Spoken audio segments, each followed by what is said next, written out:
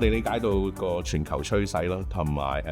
高火呢個淨力嘅 building 啦。咁所以我哋一路都喺度 source 緊一啲低碳嘅建築材料，例如石屎、英泥、鋼筋呢類型嘅物料咯。仲有我哋喺建築施工方法，我哋一路以嚟都用緊呢個 B5 嘅生物柴油，同埋我哋都用電池取代傳統嘅柴油發電機。我哋要讓我哋嘅供應商去理解我哋今日同我哋嘅僱主都定咗個好進取嘅減碳目標，因為我哋都 commit 做個 science-based target。咁而喺我哋量度我哋嘅碳排放嘅過程，我哋理解到咧供應鏈嘅碳排放係超過90%，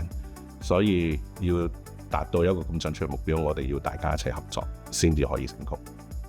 喺 engage 我哋啲供應商去採用呢啲低碳物料嘅過程入邊咧，其實我哋會提供唔同嘅支援。咁首先我哋會定期舉辦一啲workshop， 咁等啲供應商意識到咧，其實個市場嘅趨勢同個水頭。第二，其實我哋會提供一啲支援咧，去幫佢哋計算佢嘅產品嘅碳排放個 carbon footprint。亦都鼓勵或者支援佢哋咧去申請建造業議會嘅一個綠色產品認證。最後我哋一定會 reward， 即係獎勵翻我一路以嚟同我哋合作嘅呢啲供應商。